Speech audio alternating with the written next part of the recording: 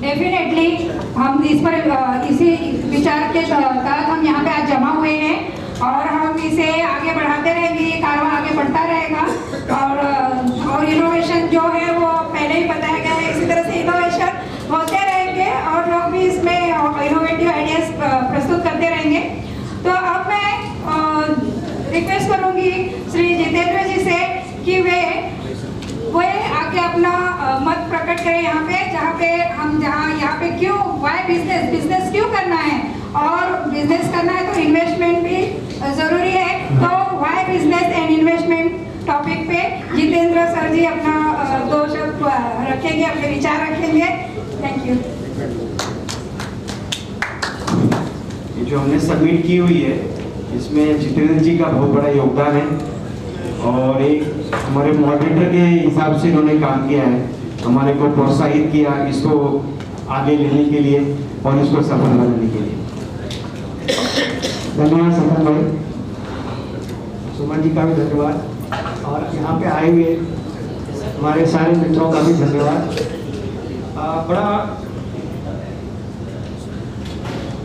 बड़ा difficult question है ना, एक बिजनेसमैन के सामने ये कहना वाई बिजनेस, राइट? बट मैं कुछ सिनर्जीज पेश करूंगा आप लोगों के सामने। हाँ, और आप छोटे में आप देखेंगे कि व्हाई नॉट जॉब, बड़ा छोटा सा लिखा है व्हाई नॉट जॉब। भाई जॉब तो सभी करते हैं, पैसे बिजनेस हो या जॉब या नौकरी जिसे कहते हैं, अल्टीमेटली गोल तो यही है कि भाई हमें सबको पैसे कमाने हैं, राइट? तो पैसे कमाने हैं, अब क्या करके कमाएं, कैसे कमाएं, बस यही बात है। तो लेट मी स्टार्ट विद, सबसे पहले सिंस ये बिजनेस है तो मुझे let me start with business है क्या और बिजनेस कहते किसे हैं या बिजनेसमैन कहते किसे हैं। मेरे हिसाब से एक बिजनेसमैन वो होता है जो किसी न किसी एक प्रॉब्लम को सॉल्व कर रहा होता है।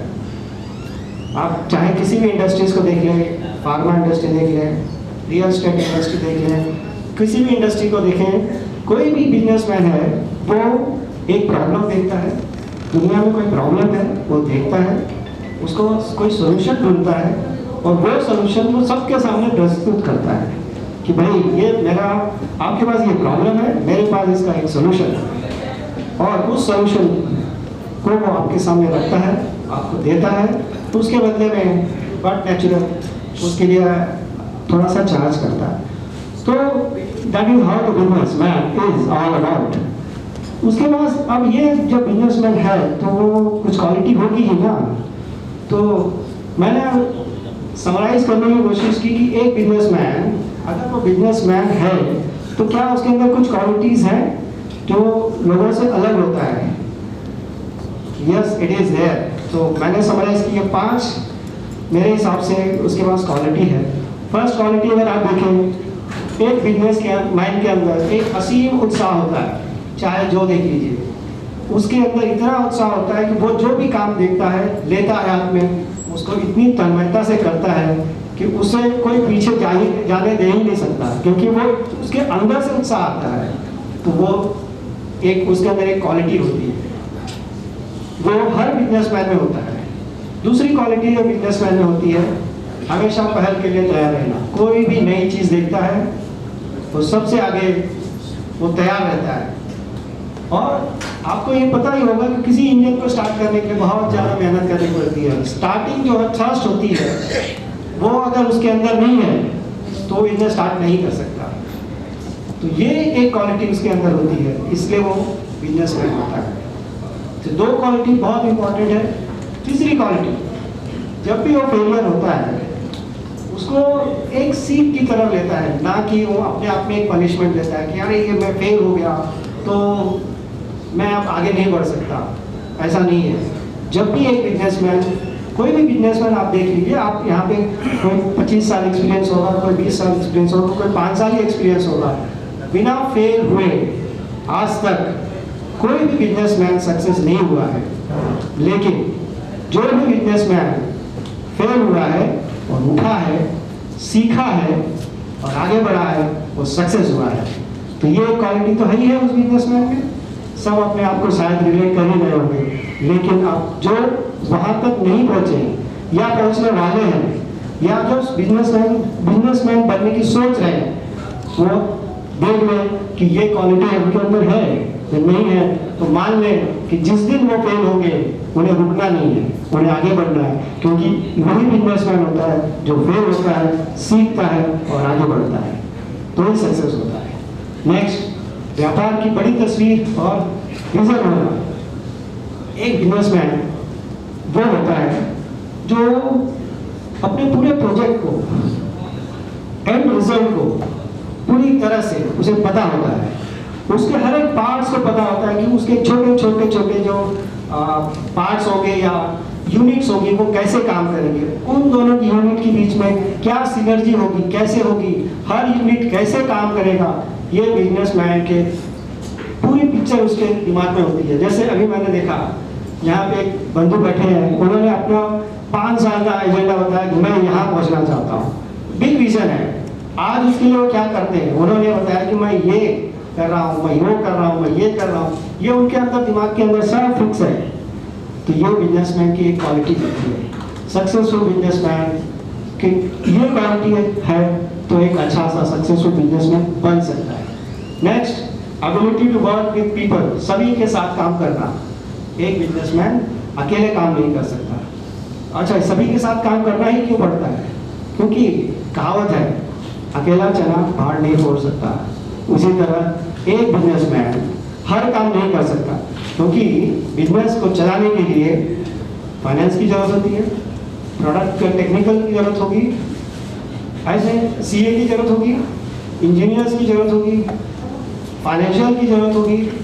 क्या वो अकेला कर सकता है? नहीं कर सकता। उनको एक टीम चाहिए होती है। इसीलिए जो भी बिजनेसमैन होता है उसे अपनी एक टीम बनानी पड़ती है। अच्छा, उस सारी टीम को जोड़ के रखने का, हर एक को यूज करने का काम बिजनेसमैन को आता है, तो वो बिजनेसमैन कहलाता है। तो मेरे हिसाब से अगर ये 5 क्वालिटी जिस भी इंसान के अंदर है, वो एक बिजनेसमैन बन सकता है और सक्सेसफुल बिजनेसमैन बन सकता है।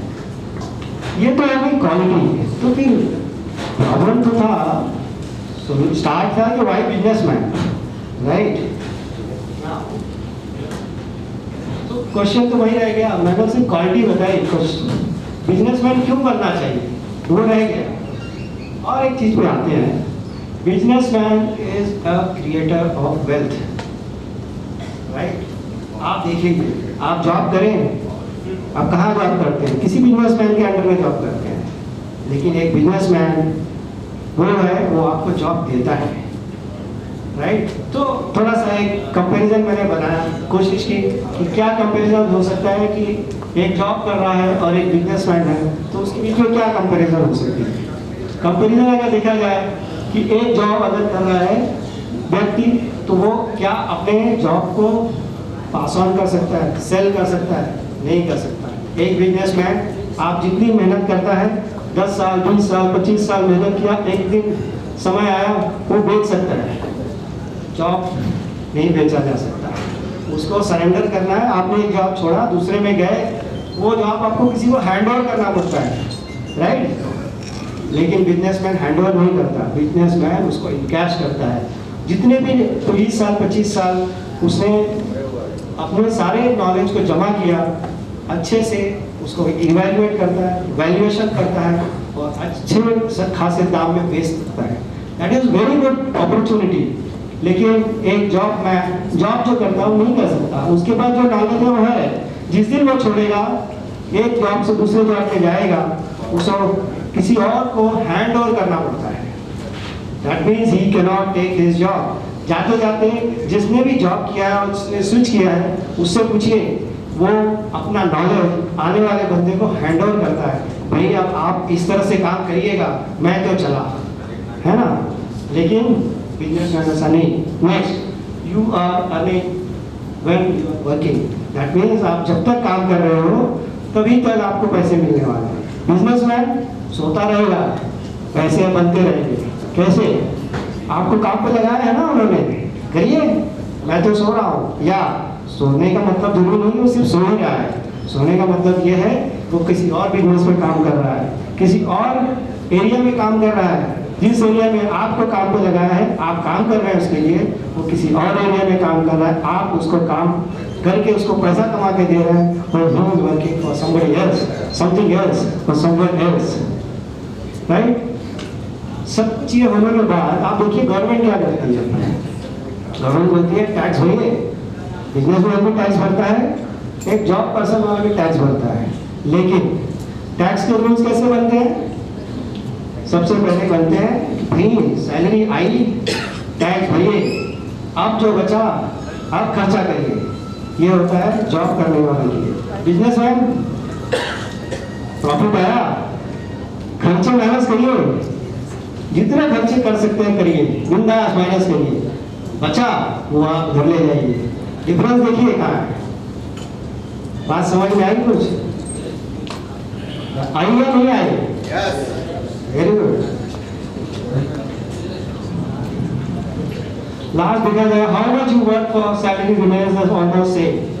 भाई आप कितना बढ़ेगा परसेंटेज आप देखते हैं। कभी कभी लोग बोलते हैं कि भाई मेरा 2% बढ़ा है, मेरा 3% बढ़ा है, या इस बार रिसेशन है, कोरोना आ गया, सॉरी यार पैसे ही नहीं बढ़ा सकते, और जितना मिला उसी में कर लो, राइट? बिजनेसमैन भाई कितने भी रिसेशन आए उसे पता है कि कैसे आगे बढ़ना है, राइट? क्योंकि उसके पास वो 5 क्वालिटियां हैं जो आपके पास नहीं है। सो ये बिजनेसमैन होता है। एनीवे, अब बताइए इतने सारे क्वालिटी और ये होने के बाद बिजनेसमैन आप देखिए he is the creator of the wealth. क्यों? दुनिया में जितने भी पैसे बनते हैं सिर्फ और सिर्फ बिजनेसमैन ही बनाता है, कोई और बना ही नहीं सकता। देख लीजिए टाटा, बिरला, अंबानी, जो भी है देख लीजिए, पैसे तो सिर्फ बिजनेस में ही बनते हैं। अगर ये कहें कि बिजनेस पैसा बनाने की फैक्ट्री है तो कोई गलत नहीं होगा, क्योंकि और कोई जरिया ही नहीं है पैसे बनाने का। पैसे बनाने का सिर्फ और सिर्फ एक ही जरिया है, बिजनेस। नौकरी काम करने का जरिया है, जो बिजनेस नहीं कर सकता वो नौकरी ही करता है। क्योंकि दो ही रास्ते हैं, या तो आप पैसे तो सभी को कमाने हैं, या नौकरी पर करके कमाइए या बिजनेसमैन बन जाइए। लेकिन हमारे यहाँ होता क्या है, हम लोग जो है एक मौर्य बिरादरी से आते हैं। मौर्य बिरादरी मतलब अगर आप थोड़ा सा गांव में जाए तो हम जो है कोयरी कहलाते हैं। कोयरी का मतलब है कोयडार करना, ठेठ भाषा में। कोयडार मतलब सिर्फ सब्जी उगाना नहीं सर, उगाए हुए सब्जी को बेचना, ये कोयडार होता है। जो सब्जी उगाता है वो किसान कहलाता है, लेकिन जो कोयडार करता है वो बिजनेसमैन कहलाता है। ठेठ भाषा में हम सब, अगर हम वॉरियर नहीं थे, अगर हमने तलवार नहीं उठाई थी तो हमने बिजनेस किया था, राइट? तलवार उठाने वालों को तो हम मौर्य कहते हैं, चंद्रगुप्त मौर्य, अशोक मौर्य हैं, लेकिन हम अपने आप को और एक चीज करते थे। याद रखिए जब मौर्य सम्राट मौर्य थे, चंद्रगुप्त मौर्य थे, उस समय में उन्होंने व्यापार किया था। उन्होंने अपने राज्य का विस्तार कहां से कहां तक किया था ये मुझे बताने की जरूरत नहीं है। आप ये देखें, अंग्रेज जब इस इंडिया में उन्होंने कदम रखा कलकत्ता में, तो वो किसके लिए आए थे? व्यापार करने के लिए आए थे। 200 साल राज किए व्यापार के नाम पे, राइट? तो व्यापार ही है जो हम सबको धन देता है, और धन देता है और सिर्फ धन देता है। किसी भी आप देख लीजिए वर्ल्ड में, अगर जैसे साहब कह रहे थे कि अगर आपको पैसे की जरूरत है तो लोग वैश्य के पास ही जाते थे, कोई भी राजा हो। आज भी वही हाल है, क्योंकि जो भी व्यापार कर रहा है वो हर चीज को फंडिंग कर सकता है, चाहे पॉलिटिशियंस हो, चाहे ब्यूरोक्रेट्स हो, चाहे कोई भी हो, राइट? तो व्यापार ही ऐसा है जरिया जिसको हमेशा आगे रखना चाहिए। अच्छा, ये रखना चाहिए, रखना है, लेकिन क्या हम ये अपने आने वाले जनरेशन को पास भी कर सकते हैं क्या? करना चाहिए। क्यों? आज आप देखिए, जब हम अपने बच्चों को पालते हैं या उनको एक टैगलाइन देते हैं, क्या कहते हैं हमेशा उनसे? बेटा अच्छा खासा पढ़ लो, अच्छी नौकरी मिलेगी। नौकरी? अरे आप अगर दिन में 10 बार, महीने के 100 बार, साल में अगर आप उसको कर लें, लाखों बार उसको यही कहेंगे बेटा अच्छा पढ़ाई कर ले, तुझे अच्छी नौकरी मिलेगी, तो बेटा वही नौकरी तो करेगा। हम अपने को टैगलाइन चेंज करना होगा, बेटा अच्छे से पढ़ ले, है ना, अच्छे से पढ़ ले, एक अच्छा बिजनेसमैन बन, एमबीए कर, लेकिन एमबीए करने के बाद एमबीए करने के बाद नौकरी के ना सोचना, एक अच्छा बिजनेस खड़ा करना। जब भी आप देखेंगे कोई भी बिजनेसमैन हो, अगर वो कॉलेज एमबीए का चलाता है और ये कभी नहीं कहता कि मेरे यहाँ से निकला हुआ बच्चा इतना एक इंडस्ट्रियलिस्ट बना, ये कभी नहीं कहता। वो ये प्रोवाइड करता है कि उसको कितने का पैकेज मिला, उसको कितने का पैकेज मिला। सर हम वहाँ बिजनेस मैन बनने गए थे, हम वहाँ नौकरी मैन बन के क्यों आ रहे हैं? आप वहाँ सीखिए, वहाँ बिजनेसमैन के गुण सिखाए जाते हैं, लेकिन हमारे दिमाग में ये भरा जा रहा है या हम अपने बच्चों को ये भरते हैं कि भाई नौकरी करना। ये अगर हम चेंज कर दें तो हम और हमारा समाज एक बिजनेसमैन आसानी से बन जाएगा, क्योंकि हमारे अंदर भरा रहेगा। हम बिजनेस करते क्यों नहीं है? क्योंकि हमें डर भरा रहता है, अगर हम ये करेंगे तो ऐसा हो जाएगा। अरे बिजनेस, आप ये बताइए, जो नौकरी करता है कहाँ नौकरी करता है? किसी बिजनेसमैन के पास नौकरी करता है। और आपको वो बिजनेसमैन जो नौकरी देता है, वो डर, उसके यहाँ डर नहीं है आपको कि भाई उसका बिजनेस फेल हो जाएगा तो आपकी नौकरी कहाँ रह गई? अगर वो नौकरी कर रहा है, अगर वो सिक्योर है, तो उसी नौकरी में जब वो बंदा बिजनेस कर रहा है, बिजनेस डूब जाएगा, वो आपको श्योर है। ये बड़ा सिनर्जी नहीं है एक दूसरे में, राइट? तो मेरे ख्याल से हमें अपनी सोच बदलना है। जिस दिन हम अपनी सोच बदलेंगे, हमारे बिजनेस को हम अपने आप समझ जाएंगे।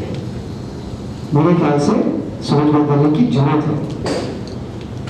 ठीक है, बिजनेस कर लिया, बिजनेस करने के बाद आगे भी तो बढ़ना है।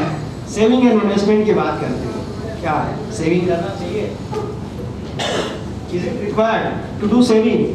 Is it required to do investment? मेरे ख्याल से थोड़ा समझते हैं होता क्या है सेविंग, होता क्या है इन्वेस्टमेंट, राइट? सबको पता है income minus expenditure is saving. How to save? Reduce your expenditure, increase your income. हो जाएगी, आसान है, समझने में तो आसान ही है भाई, ये सबको पता है। इनकम बढ़ाओगे, एक्सपेंडिचर कम करोगे, सेविंग बढ़ेगी, राइट? लेकिन कैसे? क्वेश्चन सबसे बड़ा वही आता है, कैसे? हमारे पास, मैं बहुत कुछ नहीं बता पाऊंगा, हाँ मैं कुछ प्रिंसिपल्स बता दूंगा, बट हमारे पास इस ऑडियंस में कुछ फाइनेंशियल एडवाइजर है, इन्वेस्टमेंट एडवाइजर है, राइट? कुछ इन्वेस्टमेंट एडवाइजर, फाइनेंशियल एडवाइजर, कुछ रियल एस्टेट एडवाइजर, और ऐसे बहुत सारे एडवाइजर होंगे। हमने ये परिचय जो अभी इस समय पहले हमने लिया, उस समय ये पता चला कि हमें किस किस लोगों के पास जाना चाहिए और किस किस तरह के लोग हमारे इस समाज में अवेलेबल हैं और हेल्प देने के लिए तैयार खड़े हैं। सिर्फ हमें पता नहीं था, आज हमें थोड़ा सा पता चल गया, तो वो हमारे लिए एक आसान हो जाएगा आगे बढ़ने का। ठीक है, let's come back to the saving. There are two principles. I believe this principle is going to be useful to everybody. First is 15-30-20 rules. Second is 15-15-15 rule.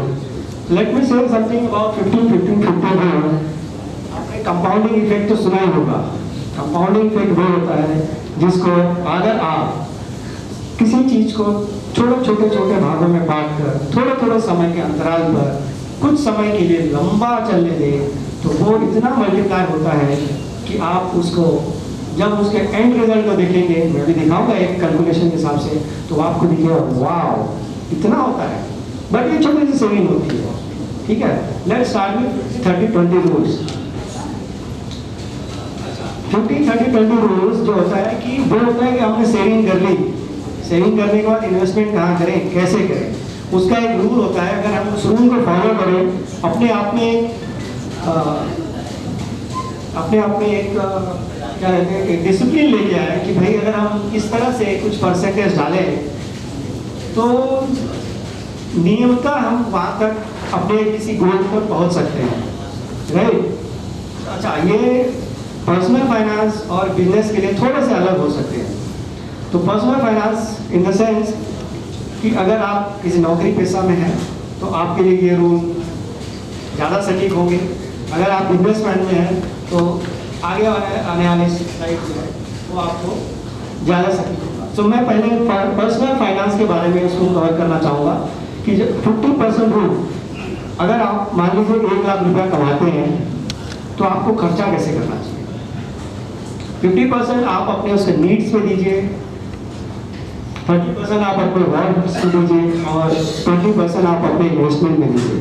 लेकिन मेरा मानना ये है कि जब ये आप तब आप यूज़ करें जब आप थोड़ा सा एज ग्रुप के हिसाब से इसको चेंज करिए। देखिए, अगर आप तो आपको अपने इन्वेस्टमेंट को बढ़ाना चाहिए, क्योंकि आपके पास उतने ज़्यादा वांट्स और इतने ज़्यादा आपके पास जो नीड्स हैं ये आपके पास कम होंगे, राइट। तो उस समय अगर आप अपने 20s में हैं तो आप उसको अगर 20 से 30 से 40 तक लेके जाते हैं तो लॉन्ग टर्म में वो आपको कंपाउंडिंग इफेक्ट के हिसाब से करोड़ों देके जाएंगे।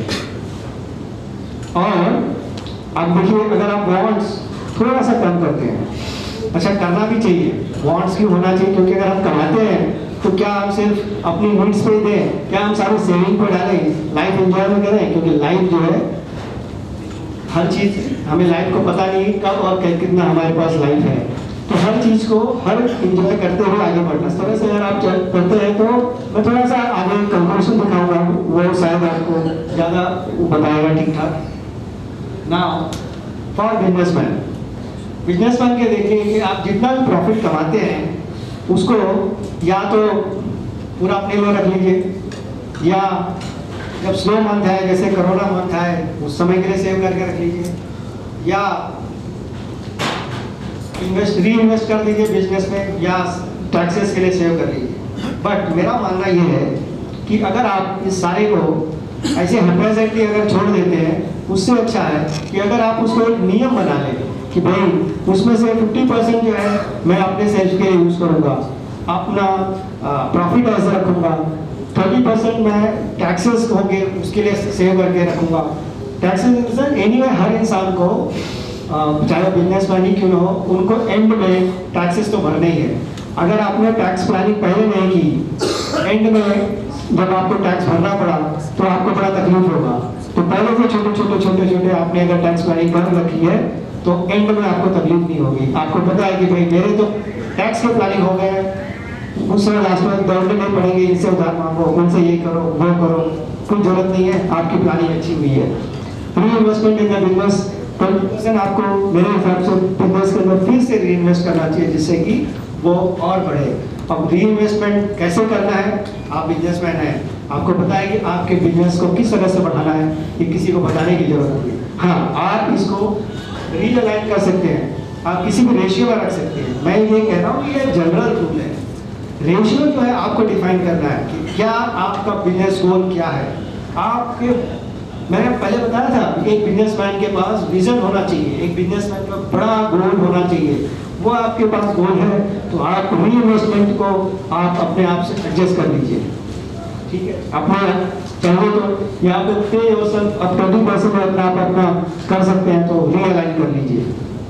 तो उस हिसाब से अगर आप डिसिप्लिन फॉलो करते हैं, जरूर आपके पास एक अच्छा खासा इन्वेस्टमेंट होगा और अच्छा खासा एक सेविंग होगी। एक फॉर एग्जाम्पल मैंने वो 15-50 रूल कंपाउंडिंग इफेक्ट बनाया था। अगर आप 5 साल के लिए 15,000 रुपया हर महीना अगर सेव करते हैं, इन्वेस्ट करते हैं, राइट, कहाँ इन्वेस्ट करना है वो थोड़े टाइम के बाद मैं कुछ बताऊंगा कि आप ये जगह पे आप इन्वेस्ट कर सकते हैं। अगर 10% के हिसाब से पकड़े और अगर 15% के हिसाब से भी अगर आप पकड़े तो 5 साल के लिए करते हैं 15,000 रुपये हर महीना अगर सेव करते हैं तो तकरीबन 11 लाख रुपए आते हैं 10% के हिसाब से, और 15% के हिसाब से 13 लाख आते हैं। अगर इसी को आप देखें 15 साल के लिए पकड़े, 15 साल 15,000 और 15% रेट के हिसाब से वो 1 करोड़ रुपया हो जाता है। धीरे छोटी छोटी सेविंग है, बट आपको लॉन्ग रन में अच्छा देगा। वही इन्वेस्टमेंट उसी को अगर आप कंटिन्यूस करते हैं और 5 साल करते हैं तो वो 1 का 2 करोड़ नहीं होता है, वो 2 का 3 करोड़ 2.3 करोड़ होते हैं। तो आप ये देखिए कि जितने ज़्यादा कंपाउंडिंग इफेक्ट है लॉन्ग रन में, ये आपको कंपाउंडिंग इफेक्ट बहुत ही अच्छा रिटर्न देता है। इसी तरह से अगर आप एक प्रॉपरली अपने आप को रूल बेस रखें, थोड़ा सा सिनर्जी बना के रखें, थोड़ा सा अपने आप को किसी फॉर्मूला में डाल के रखें, तो compounding effect is one of the big one option for the investment. अब देखते हैं प्रिंसिपल ऑफ इन्वेस्टमेंट, कैसे इन्वेस्ट करनी चाहिए। ऐसा नहीं कि पैसे आए इन्वेस्ट करना चाहिए ना, पैसे आए तो थोड़ा सोचिए कि इन्वेस्ट करना कहाँ है। इन्वेस्ट करने के लिए आपको ये देखना है कि कहाँ कहाँ इन्वेस्ट करना चाहिए। पहले चीज इमरजेंसी फंड। तो इमरजेंसी फंड तो कितने होने चाहिए इमरजेंसी फंड में, कुछ होना चाहिए ना, एक रूल होना चाहिए। बनाना तो कुछ ही बना सकते हैं, तो इमरजेंसी फंड होना चाहिए 12 times of your monthly income. That means किसी भी समय 1 साल का पैसा जो आपका होता है वो आपको इमरजेंसी फंड में होना चाहिए, सो दैट कि आप किसी भी इमरजेंसी में है आपको कोई टेंशन नहीं होना चाहिए। भाई देखिए 1 साल में आराम से जी सकता हूँ, दिमाग का बाउंडेशन गायब, राइट। नेक्स्ट इंश्योरेंस, आपको इंश्योरेंस करना चाहिए। इंश्योरेंस दो टाइप के होते हैं, हमारे यहाँ इंश्योरेंस एडवाइजर होंगे वो हमसे ज़्यादा बता पाएंगे, but as a principle 2 type के इन्वेस्टमेंट होते हैं इंश्योरेंस में, एक लाइफ इंश्योरेंस और एक family health insurance. Life insurance मेरे ख्याल से आपको जब लाइफ इंश्योरेंस लेते हैं तो उसके अंदर मिक्स ना करें। लाइफ इंश्योरेंस ले तो लाइफ इंश्योरेंस ले, डायरेक्टली होना कितना चाहिए, तकरीबन 10 times of your annual income, जो आपका सम अश्योर्ड हो तकरीबन उतना हो। और अगर आप फैमिली हेल्थ इंश्योरेंस लेते हैं तो कम से कम heart surgery of at least Mumbai है, क्योंकि Mumbai is the costliest one, तो हाईएस्ट पार्ट ले लें, उतना तो कम से कम आप हेल्थ इंश्योरेंस आप लें। ये मेरा मानना है, क्योंकि अर्जेंसी कब कहाँ कैसे आती है उसका कोई ठिकाना नहीं, लेकिन हमने अगर प्लानिंग कर रखी है तो फटाफट काम हो सकता है, right. Next is investment in your saving with care. अब बचा हुआ है अमाउंट, आप उसको री इन्वेस्ट करिए। उसको इन्वेस्टमेंट करने के 2 तरीके हैं, एक शॉर्ट टर्म गोल बना लीजिए, एक long term goal. Short term goal जो 1 to 5 इयर्स का हो, और लॉन्ग टर्म गोल उसे कहते हैं जो आप 20 से 30 साल तक कर सकते हैं, किसी भी चीज़ में करें। शॉर्ट टर्म गोल जैसे आप कोई बिजनेस किसी का एक्वायर करना चाहते हैं, कुछ परचेज ऑफ लैंड करना चाहते हैं। लॉन्ग टर्म गोल जैसे किसी आपके अपना रेवेन्यूज जो है वो 100 टाइम्स बढ़ाना चाहते हैं, या अपने बिजनेस को नेशनली इंटरनेशनली लेके जाना चाहते हैं, आप अपना ब्रांड बनाना चाहते हैं, तो इस तरह से आपके विजन्स हो सकते हैं। इन्वेस्ट कहाँ करें, ऑप्शंस अवेलेबल है। फिक्स्ड इनकम में डालिए, रियल एस्टेट में डालिए, कमोडिटी में डालिए, शेयर मार्केट में डालिए, बिजनेस में भी डालिए। अच्छा, फिक्स्ड इनकम में डालना चाहिए। सबसे बड़ा हमारे यहाँ पे कुछ एडवाइजर होंगे बोल सकते हैं कि नहीं डालना चाहिए, मैं कहूँगा कुछ अमाउंट डालना चाहिए। वो इसके लिए आप ये देखिएगा, जब अमाउंट फिक्स में डालते हैं सबसे ज़्यादा रेट ऑफ इंटरेस्ट कहाँ मिलता है, इसमें वहीं डालिए जहाँ पे आपको अच्छे रेट ऑफ इंटरेस्ट मिले। अगर आपको बिजनेस में अच्छे रेट ऑफ इंटरेस्ट मिलते हैं, बिजनेस में अच्छी कमाई आ रही है, जरूर इसको एक को भी हाथ ना लगाएं। लेकिन मेरा मानना है कि जब आप इन्वेस्टमेंट की बात कर रहे हैं तो डाइवर्सिफाई इन्वेस्टमेंट करिए, किसी एक चीज में इन्वेस्टमेंट ना करें। सी द बिजनेसमैन का एक अच्छा खासा रूल होता है, जिसे कहते हैं एक 20-80 रूल या 80-20 रूल्स। अच्छा, ये 80-20 रूल्स का मतलब ये होता है कि अगर किसी भी बिजनेस में, किसी भी एनर्जी में, किसी भी वर्क में 20% हो, 20% अगर आप एफर्ट देते हैं तो आपको 80% रिजल्ट आता है। इसका मतलब क्या है कि किसी भी ऑर्गेनाइजेशन में आप ये देख लीजिए, किसी भी ऑर्गेनाइजेशन में 20% लोग ही काम करते हैं जो कि आपके 80% रिजल्ट देते हैं। आपका काम क्या है, ढूंढना है 20% लोगों, अलग करना है। दैट मीन्स अगर आपके ऑर्गेनाइजेशन में आपने सब हैं, भेड़ बकरी शेर सब हैं, आपको रोज 10-20% शेयरों को जमा करना है, आइडेंटिफाई करना है, उन पर काम करना है। उन पर अगर आप काम करेंगे आपको 80% रिजल्ट आएंगे। ये मैं नहीं, एक विचारक थे, उन्होंने अल्फ्रेडो प्रेटो करके घर विचारक, उन्होंने ये ऑब्जर्वेशन किया है और उसके बारे में उन्होंने बताया कि अगर हम फॉर एग्जांपल कि अगर हम ये देखें कि 20% ऑफ लैंड और money is in the hand of 20%, 80% of land and money is owned by 20% people on the earth. सच्चाई है, सबके पास तो है नहीं, सिर्फ 20% लोगों के पास ही है। और 80% रिजल्ट जो है 20% एक्शन से ही हो जाता है। आप अगर आप देखें इस प्रोग्राम को ऑर्गेनाइज करने के लिए हमारे पास बहुत सारे लोग हैं, 20% लोगों ने काम किया है, ऑर्गेनाइज हो गया, राइट। ये एक सीधा जाता एग्जाम्पल है। वैसे ही आप जो भी देख लें, 80% of times we wear the dress of the collection of 20% of the collection that we have। आप देखेंगे, आप आपके वार्डरोब में इतने सारे कपड़े होंगे, उसमें से 20% ही आप यूज करते होंगे, हमेशा होगा जो आपको बहुत अच्छे क्वालिटी में होंगे, राइट। इस तरह से बहुत सारे एग्जाम्पल्स हैं। सो मेन इंपॉर्टेंट ये है कि हमारा प्रॉफिट जो है 20% क्लाइंट से आता है फॉर द बिजनेस पर्पस। तो आपको करना क्या है कि आपको ये ढूंढना है कि ये मेरे 20% क्लाइंट कौन से हैं जो मेरे 80% रिजल्ट देंगे। आपको ढूंढना है, आपको 80% रिजल्ट मिल जाएगा।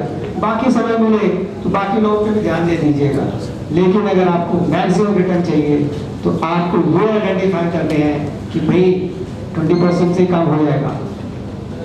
फॉर एग्जाम्पल, यहाँ से तो ये सारे एग्जाम्पल है ही है, हम अपने एग्जाम्पल पे आते हैं। जब हम लोग पढ़ाई करते थे, मुझे याद है कि जिस दिन एग्जाम होता था, एग्जाम का डेट डिक्लेयर होता था, पढ़ाई शुरू होती थी, तो क्या पूरा उस समय पोर्शन पढ़ सकते थे? कभी नहीं।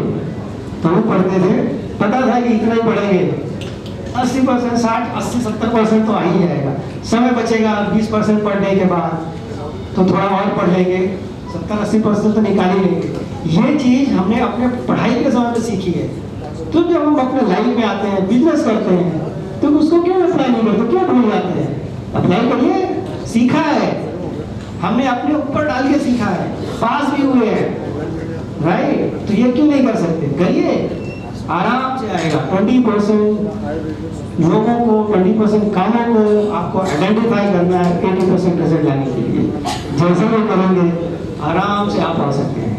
सो लर्निंग है, hunt your 20% talent in your organization, people or task in your organization to achieve 80% success goals in your organization. Yes, if not, then thank you. Question answer lunch time. Sir ने business और jobs का बहुत अच्छी तरह elaborate किए हैं, लेकिन यहाँ पे बहुत सारे लोग बैठे, मैं भी खुद बिजनेस करता हूँ और ज़्यादा लोग स्मॉल स्केल इंडस्ट्रीज बिजनेस वाले होंगे। इनके बारे में भी थोड़ा बता दो। ऐसा नहीं, बिजनेस तो सभी करना ही चाहिए और होना भी चाहिए, बट बहुत सारे चैलेंजेस बिजनेस में भी। बहुत सारे लोग हैं हमारे साथ में, समझते होंगे we are always on the toes, हमें हमेशा रहना पड़ता है। ये बोल रहे थे कि भाई चलो स्टाफ तो क्या है भाई, हमारे स्टाफ क्या है? फाइनेंस वाला बोलेगा सर पैसे नहीं है, आप लाके दे दो तब मैं दूंगा आपको काम करने के लिए। ऑपरेशंस वाले की भी सब रहती, तो बहुत सारे बिजनेस के भी चैलेंजेस रहते हैं, वो भी हमें फेस करना होगा बिजनेस करते समय। भाई ठीक है, बिजनेस तो करना ही है, बिजनेस के लिए हम लोग ने रखा है, तो बस बिजनेस में बहुत सारे सेटबैक्स हैं, बहुत सारे चैलेंजेस हैं जो हमको रोज फेस करनी पड़ती है। ये भी हमें देखने पड़ेंगे एज ए बिजनेसमैन। तो हमारे अब हम अपने प्रोग्राम को आगे बढ़ाते हुए, कई तरह के लोगों की इंडस्ट्रीज है, कोई मैन्युफैक्चरिंग में है, कोई ट्रेडिंग में है, कोई सॉफ्टवेयर में है, कोई आईटी में, बहुत सारे लोग अपने बिजनेस कर रहे हैं। तो इसमें टैक्सेशन के क्या रोल होते हैं? तो हमारे बीच में चार्टर्ड अकाउंटेंट श्री अवधेश जी आए हुए हैं, तो मैं उनसे रिक्वेस्ट करूंगा कि कृपया इसके ऊपर में अपने विचार रखें। मैं अधुष मौर्य आप सभी का यहाँ आने पर स्वागत करता हूँ और मैं थैंकफुल हूँ मौर्य कुशवाहा समाज थाने का जिन्होंने इतना अच्छा इवेंट ऑर्गेनाइज किया। पहली बार मौर्य बिजनेस समिट चालू हुआ है और मौर्य बिजनेस समिट से जो मैं सीख रहा हूँ कि समाज का बिजनेस समाज में ही होना चाहिए। कि मतलब हम लोग कोई भी एक्टिविटी करें, हमको एसी खरीदना है, फर्नीचर खरीदना है, हमको इंश्योरेंस लेना है, म्यूचुअल फंड लेना है, तो हमारे समाज के व्यक्ति को ही जाए। अगर किसी समाज के व्यक्ति को जाता है तो समाज का उस व्यक्ति का ग्रोथ होगा, उस व्यक्ति का ग्रोथ होगा, समाज का ग्रोथ होगा। अभी मैं अपने टॉपिक पे आता हूँ। जो मुझे आज टॉपिक दिया गया है वो है फॉर्म्स ऑफ बिजनेस ऑर्गेनाइजेशन और उसके ऊपर टैक्सेशन इम्पैक्ट। तो business as per act business कितने प्रकार से हम लोग कर सकते हैं और उसके बाद टैक्सेशन का क्या इम्पैक्ट है उसके बारे में बोल रहा हूँ। पहला सोल प्रोप्राइटरशिप। सोल प्रोप्राइटरशिप क्या होता है? कोई भी इंडिविजुअल व्यक्ति को अगर अपना बिजनेस चालू करना है तो सोल प्रोप्राइटरशिप चालू कर सकते हैं। सोल प्रोप्राइटरशिप क्या होता है? अगर किसी इंडिविजुअल व्यक्ति को अपना बिजनेस चालू करना है तो चालू कर सकता है। पर अभी क्या होता है, हमने तो बिजनेस चालू कर दिया पर उसको लीगलिटी कैसे दें? तो लीगलिटी के लिए हमारे पास जो डॉक्यूमेंट गवर्नमेंट है वो है गुमस्ता लाइसेंस, उद्यम registration, goods and service tax and current account. अगर हमारे पास करंट अकाउंट रहेगा तो ही हम लोग को, जब हम लोग लोन लेने जाते हैं फ्यूचर में, तभी हम लोग को इंटरटेन करते हैं, अदरवाइज नहीं करते हैं। और इसमें गुड्स एंड सर्विस टैक्स, ये क्या है? ऑप्शनल है।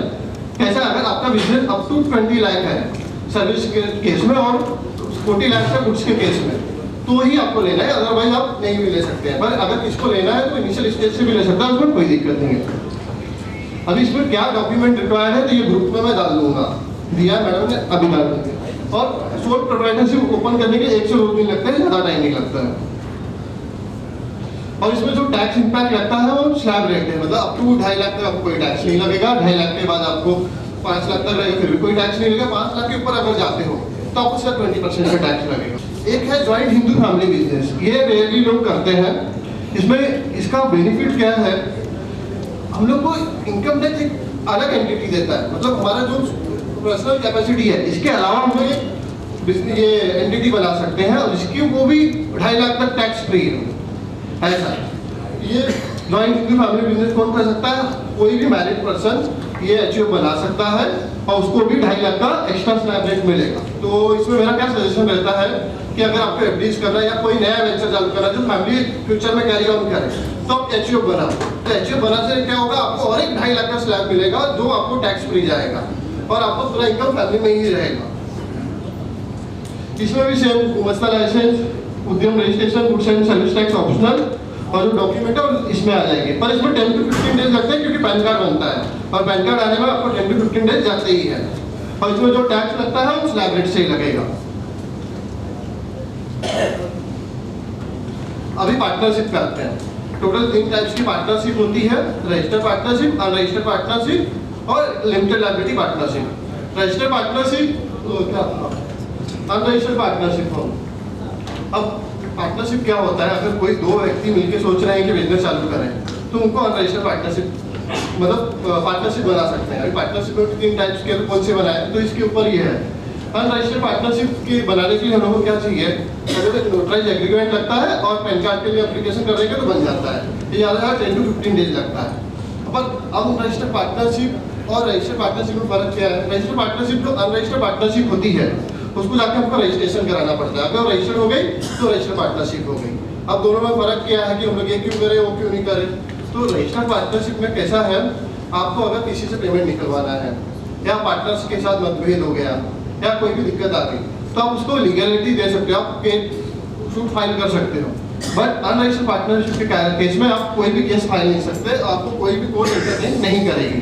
इसके लिए अनरजिस्टर्ड और रजिस्टर्ड में यह फर्क है। किसी को श्योर नहीं है कि मेरा बिजनेस चलने वाला है नहीं चलने वाला है तो स्टार्टिंग में अनरजिस्टर्ड पार्टनरशिप कर सकता है। पर जब उसको लग रहा है कि बिजनेस रन हो गया है तो उसको रजिस्ट्रेशन करा लेना चाहिए। अभी जो थर्ड वन है लिमिटेड लायबिलिटी पार्टनरशिप, ये क्या है? ये आपको कॉर्पोरेट एडवांटेज देता है। कॉर्पोरेट एडवांटेज मतलब क्या? आपका बिजनेस ऑनलाइन सबको दिखेगा एमसीए के पोर्टल पे, आपका बिजनेस का क्या टर्नओवर हो रहा है, आपके बिजनेस में कितने पार्टनर्स हैं, कौन आया कौन गया, एवरीथिंग आपको अवेलेबल होगा लिमिटेड ये एमसीए के पोर्टल पे। ऐसा अभी इसको बनाने में कितना टाइम लगता है? इसको बनाने में 10 to 15 डेज ही जाते हैं। इसकी जो पार्टनर्स उसको डेजिग्नेटेड पार्टनर्स बोला जाता है ऐसा। और जो इसके टैक्स लगता है, इसमें फ्लैट 30% टैक्स लगता है तीनों पार्टनरशिप में, कोई भी डिस्टिंग्विश नहीं है।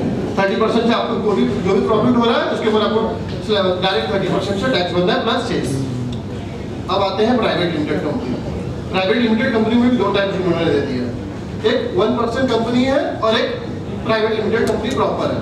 अब कैसा है, अगर किसी इंडिविजुअल को स्टार्ट करना है कि मेरे को प्राइवेट लिमिटेड कंपनी चाहिए पर मैं अकेला रहना चाहूँ कंपनी में, तो वो 1% कंपनी बना सकता है ऐसा। अब और प्राइवेट लिमिटेड कंपनी के लिए मिनिमम 2 डायरेक्टर और 2 मेंबर लगते हैं, उसके बाद वो रन कर सकते हैं। अब क्या होता है, जो प्राइवेट लिमिटेड कंपनी एलएलपी और 1% कंपनी होते हैं, इनके तीनों जो इनके नाम होते हैं यूनिक होते हैं, वो नाम और कोई ले नहीं सकता है। वो ट्रेडमार्क भी आप करवा सकते हैं, पर जो पार्टनरशिप हो गया, प्रोप्राइटरी कंसर्न हो गया, मल्टीपल होंगे। एबीसी एंटरप्राइज आपको मल्टीपल मिलेंगे ऐसा, पर इस केस में आपको कोई मल्टीपल नाम नहीं मिलेगा, सिंगल नाम होता है। इनके जो मेंबर्स होते हैं उनको डायरेक्टर बोला जाता है। इसके सारे डेटा आपको आरओसी के पोर्टल पे मिलेंगे, आप इजीली एक्सेस कर सकते हो। इसका आपको रजिस्ट्रेशन करना होता है रजिस्ट्रार के पास, और जो डॉक्यूमेंट की लिस्ट है मैं ग्रुप में डाल देता हूँ, और 10 to 15 डेज लगते हैं। और इसमें जो टैक्स लगता है, पिछले 3 साल से इसका टैक्स रेट पहले 30% लगता था, आज की डेट में इसका टैक्स रेट 25% लग रहा है प्लस सेस। अब 1% कंपनी 1% कंपनी प्राइवेट लिमिटेड इतना फर्क है सिर्फ कि इसके अंदर जो 2 मिनिमम रिक्वायरमेंट है, यहाँ सिंगल आदमी है। इसके अलावा इसमें एक नॉमिनी अपॉइंट करना पड़ता है कि इनकेस वो डेथ हो जाती है तो बिजनेस कौन ओन करेगा इसके लिए ऐसा। ओके, तो ये और इसमें भी जो टैक्स लगता है 25%। और प्रोप्राइटरी कंसर्न में क्या होगा, आपका 10 लाख के बाद आपको 30% टैक्स लगता है, यहाँ आपको 25% का बेनिफिट मिलता है। और इसका एक ड्रॉप आउट भी है 1% कंपनी का, आप 2 करोड़ तक ही बिजनेस कर सकते हो। एक बार आपका टर्नओवर 2 करोड़ के ऊपर चला गया तो आपको कंपलसरी प्राइवेट लिमिटेड में कन्वर्ट करना पड़ेगा। इसका मतलब आपको एक और पार्टनर लेना पड़ेगा, डायरेक्टर लेना पड़ेगा जो आपके साथ ऑपरेट करे। अभी goods and service tax, GST क्या है, जीएसटी के लिए आपको 20 लाख की लिमिट सर्विस में है, गुड्स के लिए आपको 40 लाख की है ऐसा। उसकी जो डॉक्यूमेंट रिक्वायर्ड है वो भी लिस्ट में दे दिया। और ईवे बिल है, जो ईवे बिल मूवमेंट पे लगता है, आपका गुड्स अगर मूव हो रहा है तो लगता है। अगर आप 50,000 के ऊपर महाराष्ट्र के बाहर लेके जाते हो तो आपको ईवे बिल लगेगा, अदरवाइज नहीं लगेगा। और up to 1 lakh within Maharashtra अगर आप मूवमेंट करते हैं गुड्स का तो ही ईवे बिल की जरूरत है, अदरवाइज नहीं है। आज की डेट पे ये इनवॉइस का नया कॉन्सेप्ट लेके आया है कि इसका टर्नओवर 10 करोड़ के ऊपर है, आप ऑनलाइन इनवॉइस बनाओ ताकि क्या गवर्नमेंट को रियल टाइम पे पता चले कि कितना बिल बन रहा है। अभी एक कैश ट्रांजैक्शन का है। कैश ट्रांजैक्शन का कैसा है, जब से कोविड ये नोटबंदी हुई है उसके बाद से बहुत सारे रूल्स आ गए हैं। आप 10,000 से ज़्यादा कैश में पेमेंट नहीं कर सकते। अगर आप 10,000 से ज़्यादा कैश में पेमेंट करते हो आपका डिसअलाउ हो जाएगा। आप कोई एसेट खरीदते हो तो आपको 10,000 तक का ही एसेट अलाउ होगा ऐसा है। अब उसके अलावा लोन, अगर हम लोग किसी को कैश में लोन था 10,000 पर पर्सन पर डे, हाँ 10,000 विड्रॉ कर सकते हैं पर डे। हाँ, और खर्चा ये एक्सपेंस की बात हो रही है, खर्चा 10,000 एक दिन पर पर्सन, हाँ ऐसा। ओके,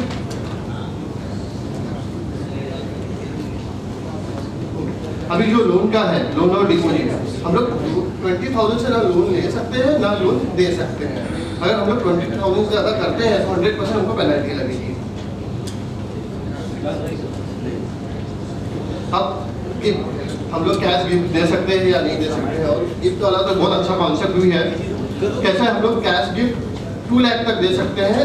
ये रिलेटिव, अगर मैं अपने पापा को भी 2 लाख से ज़्यादा तो भी वो 100% पेनल्टी लेगा, तो मैं पापा को भी अप टू 2 लाख तक ही दे सकता हूँ ऐसा। और गिफ्ट में भी एक नया है ऐसा, हम लोग जो भी गिफ्ट मैरिज के ओकेजन में लेते हैं, चाहे वो कितना भी अमाउंट हो, तो रिलेटिव से ले या नॉन रिलेटिव से, हेलो, वो 100% एग्जेम्प्ट रहता है। अगर हम लोग 2 करोड़ भी ले, मतलब for example in account marriage में, तो 100% एग्जेम्प्ट है गिफ्ट। तो यहाँ से हम लोग मतलब जिसको टैक्स प्लानिंग करनी है, अपना कैपिटल बढ़ाना है तो वो कर सकता है। मैरिज में आप कितना भी पेमेंट लो, कोई भी उसमें ये नहीं है, पर वो अकाउंट में होना चाहिए 2 लाख के ऊपर। अब इन्होंने और एक रूल्स लेके आया कैश डिपॉजिट और कैश विड्रॉल का। AIS में रिपोर्टिंग होता है कि भाई जब AIS में रिपोर्टिंग होता है इनकम टैक्स पता चल जाता है ऐसा। तो अगर हम लोग सेविंग अकाउंट में 10 लाख से ज़्यादा डिपॉजिट करते हैं in a year, in a financial year, तो AIS में रिपोर्ट होता है, तो हम लोग को वो कंसिडर करके रिटर्न फाइल करना चाहिए। और 50 लाख करंट अकाउंट में डिपॉजिट करते हैं तो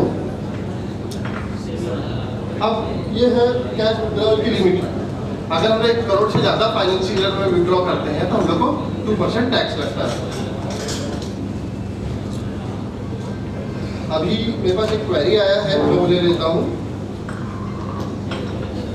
difference between HUF and individual, what is benefit? देखो, HUF और इंडिविजुअल दोनों एक सेपरेट एंटिटी है। हम लोग इंडिविजुअल है, जितने बैठे हुए हैं सबके सब लोग इंडिविजुअल है। पर इसके अलावा हम लोग इनकम टैक्स एक ऑफर करता है कि आप एक HUF बना सकते हैं, हिंदू अनडिवाइडेड फैमिली। वो हमारे फैमिली का बिजनेस होगा और वो भी एक सेपरेट एंटिटी ट्रीट होगा और वहाँ सेपरेट हम लोग 5 लाख तक टैक्स फ्री होगा ऐसा। तो ये है, तो इसलिए दोनों सेपरेट एंटिटी है।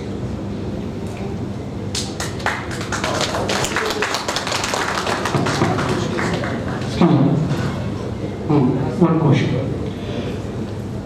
आप मंथली बैंक के अंदर कैश ट्रांजैक्शन मंथली आप कितना डिपॉजिट कर सकते हैं? आपका करंट अकाउंट है सेविंग आप कितना भी डिपॉजिट करो, सिर्फ ये है कि आपका AIS में रिपोर्टिंग होगा और जब AIS में रिपोर्टिंग होता है तो अपने को कंसिडर करके करना होता है। कहना आपका सही है, पर अगर हमें जो कुछ लोग कहते हैं कि आप मंथली 49,000 से ज़्यादा आप डिपॉजिट नहीं कर सकते। वो ये जो पहले कॉन्सेप्ट था आज के डेट में हट गया है, वो इसलिए बोलते थे कि पैन ज़्यादा था। जब हम लोग 50,000 के ऊपर करते हैं, वो 49 में 50 है, जब उसके ऊपर करते हैं तो आपको पैन नंबर देना पड़ता है और जब पैन नंबर आप पुट करते हो तो इनकम टैक्स के पास इन्फॉर्मेशन जाता है। इस रीजन की वजह से ऐसा है, तो इसलिए उन्होंने क्या किया आज के डेट में, अगर आप सेविंग अकाउंट में 10 लाख के ऊपर करोगे और करंट अकाउंट में 50 लाख के ऊपर करोगे तो आपका कंपलसरी AIS में इंफॉर्मेशन जाएगा। हाँ, और जब इंफॉर्मेशन जाएगा तो इनकम टैक्स को पता चलेगा। तो अगर जब आप रिटर्न फाइल कर रहे हो और आप वो कंसीडर करके नहीं कर रहे हो, मतलब आपने समझो 1 करोड़ का आपने कैश डिपॉजिट किया, आप रिटर्न फाइल नहीं कर रहे हो, या 2 लाख का रिटर्न फाइल कर रहे हो या 10 लाख का रिटर्न फाइल कर रहे हो, 100% आपको शोकॉज नोटिस आएगी, उसमें कोई डाउट नहीं है। तो एक तरीका है पकड़ने का इनकम टैक्स का कि भाई कैसे हम लोग ज़्यादा लोग को ट्रांसपेरेंट करें कि पता चल जाए। आज AIS से पता चलता है कि आपका सीए आपको पूछता है फोन करके कि भाई सर आपका AIS में दिख रहा है कि 20 करोड़ का 20 करोड़ आपने कैश डिपॉजिट किया, तो अभी रिटर्न फाइल कैसे करें? आपको कम से कम तो इतना भरना पड़ेगा, अदरवाइज नोटिस का रिप्लाई नहीं कर पाएंगे। और सेम क्वेश्चन करंट में सेविंग और करंट दोनों की इसका 50 लाख है और AIS में रिपोर्टिंग हो जाएगा। अगर 50 लाख आपने कर दिया ना एनुअल फाइनेंशियल ईयर में तो आपका रिपोर्टिंग हो जाएगा ऐसा। फिर उसके बाद आपको जब रिटर्न फाइल करना है तो आपको ये कंसीडर करना है कि मैं जो 50 लाख दिया उसका मैं जॉब दे सकता हूँ या नहीं। जी आप जॉब नहीं होने चाहिए। जी, हमारा क्वेश्चन ही यही है कि अगर पहले जो लिमिट थी एक पर्टिकुलर, अभी जो जैसा आपने बताया कि लिमिट वो हट गई है, आप कितना भी डिपॉजिट कर सकते हैं, आप डिपॉजिट करिए और कोई इशू नहीं है कि अगर जो हम डिपॉजिट करें, जाहिर सी बात है कि वो IT में हमें उसका जवाब देना होगा कि भाई आपने इतना डिपॉजिट क्यों किया है, कहाँ से है, यही चीज़ का जवाब पूछते हैं कहाँ से है। बराबर। तो अगर एक मान लीजिए महिला हाउसवाइफ, ये जस्ट मेरा एक जनरल क्वेश्चन है, जो हाउसवाइफ अगर महीने का मान लीजिए 5,000 अपने साइड में सेविंग में फॉर एन इमरजेंसी पीरियड के हिसाब से रखते हैं, 10,000 रखते हैं, 15 रखते हैं, व्हाटएवर, अगर जो भी वो रखें और वो इकट्ठा करने के बाद 6 महीने में मान लीजिए उन्होंने 10,000 इकट्ठा किया महीना और उनका 6 महीने में 60,000 जमा हो गया, वो 60,000 जाके डिपॉजिट कर देते हैं बैंक में। अब उनके डिपॉजिट करने के बाद वो IT को क्या शो करेंगे कि भाई मैंने कहाँ से लाई? अप टू 5 लाख तक आपको कोई पूछेगा ही नहीं, सबसे पहली बात है। अगर IT का जवाब भी आता है तो आपको एक सिर्फ सिंपल देना है कि मैं बिलो थ्रेशोल्ड लिमिट हूँ तो मुझे कोई टैक्स नहीं लगता है। आप मेरा सेविंग अकाउंट भी चेक कर लो, इसमें जो मेरा डिपॉजिट है बिलो 5 लाख है तो कोई प्रॉब्लम नहीं है और इजीली वो ड्रॉप हो जाता है। Thank you so much. Thank you.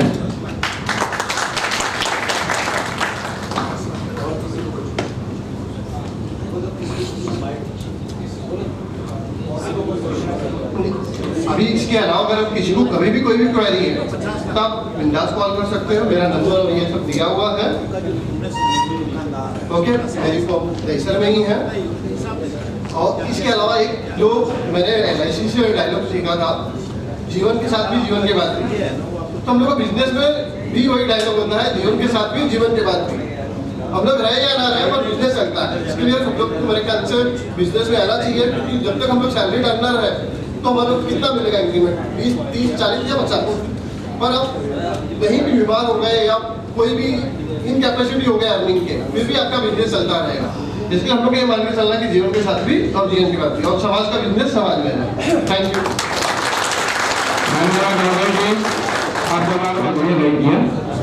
Cash की इकोनॉमी और बैंकिंग थ्रू होने वाले ट्रांजेक्शंस पहले इक्वल हुआ करते हैं, बराबर हुआ करते हैं।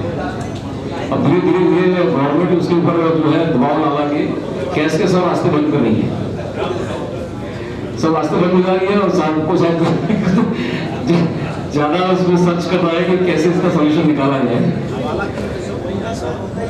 हाँ कैश जो है, और एक्चुअली देखिए कैश आप कोई जगह नहीं रही, धीरे धीरे सब बंद हो गया खत्म। आप कुछ थोड़ा गोल्ड ले सकते हैं और क्या करेंगे, बाकी आपको रियल एस्टेट के अलावा कोई रास्ता ही नहीं है।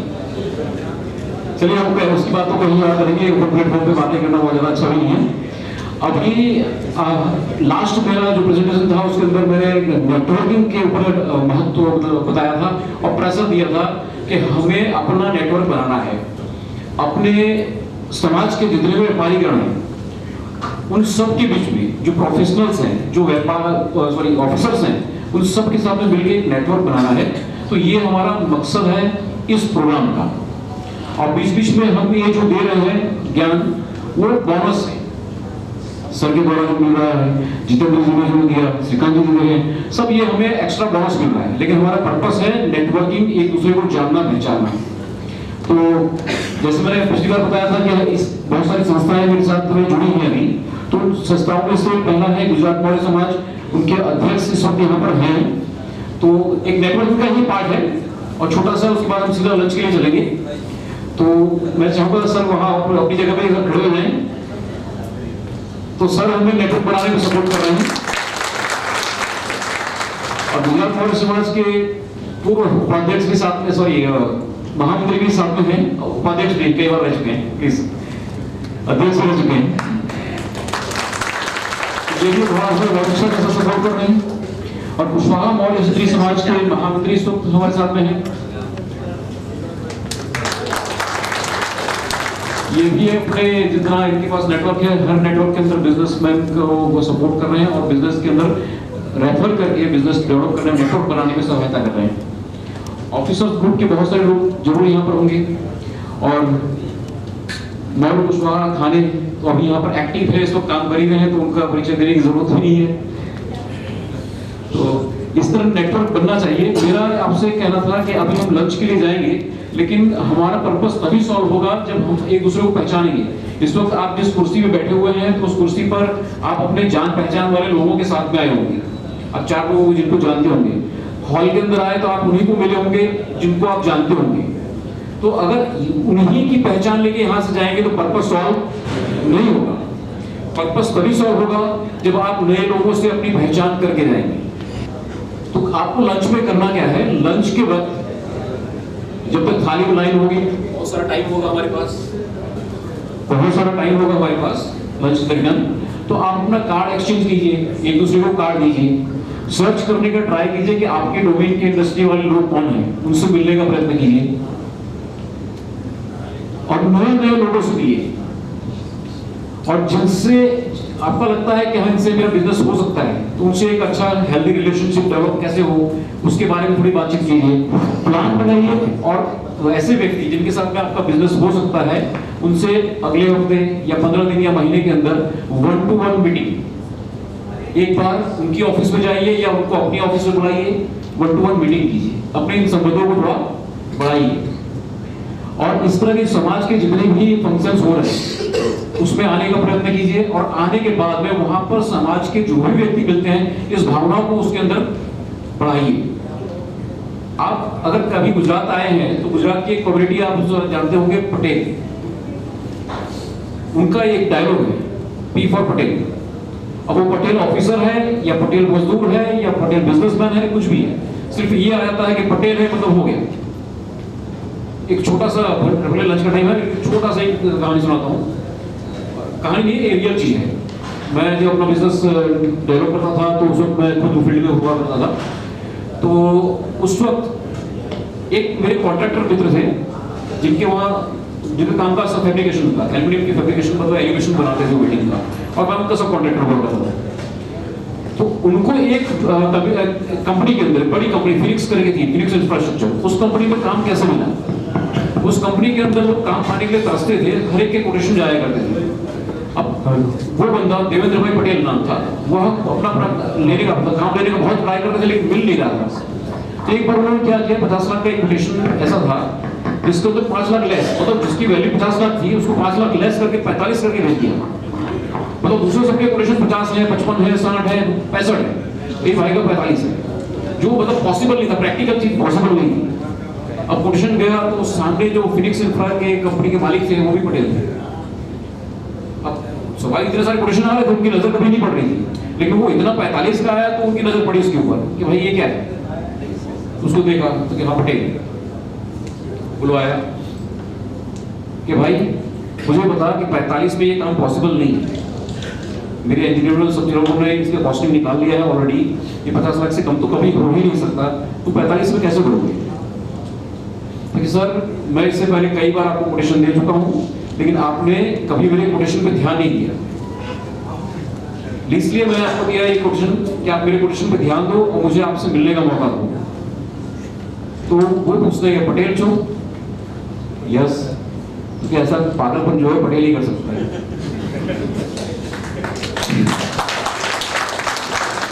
चलो मैं आपको काम देता हूं, काम दे दूंगा और 50 लाख का दूंगा, 45 में नहीं 50 का दूंगा, प्रॉफिट नहीं दूंगा, लेकिन अगली बार से मेरे साथ में जुड़ चुका, शुरू हो गया बिजनेस। तो ये हमारा बिजनेस, मतलब हमारी एक बिजनेस, समाज के लोग कहीं भी मिले, किसी भी इवेंट में मिले, कोई भी मौका हो, उनके साथ बिजनेस को डेवलप कीजिए। और एक भाग को डेवलप करना है गिवर्स गेम। ये हमें इस भावना को क्रिएट करना पड़ेगा कि जरूरी नहीं है कि मैं किसी को बिजनेस दे रहा हूँ या किसी को रेफरेंस दे रहा हूँ तो मुझे भी हर बार बिजनेस मिलेगा ही, लेकिन आप जब देने की भावना रखेंगे तो ऑटोमेटिक कहीं ना कहीं घूम के आता है। उस बात को हम समझेंगे गिवर्स गेम की भावना को लंच के बाद, लंच के बाद हम इस चीज को समझेंगे, ठीक है। अब तो एक्चुअली मैं अपनी टीम को भी मिलाना चाह रहा था, अगर खड़े हो जाए प्लीज आ जाए यहाँ पर 2 मिनट के लिए, फिर इसका लंच पे चलते हैं। नेटवर्किंग यहीं से स्टार्ट करवा दूं, है ना, सब लोग इनको पहचान लो प्लीज प्लीज। नहीं, सबका अलग अलग रोल है, सबने स्टेज पे अभी अपना परिचय तो दिया था, लेकिन शायद उस वक्त बहुत सारे परिचय आए थे तो माइंड में नहीं कैप्चर कर पाया होगा। ये सब एंथुसियास्टिक लीडर हैं, अपने अपने फील्ड में काम कर रहे हैं और सफल हैं, तो सबसे बड़ी बात समाज के लिए समर्पित।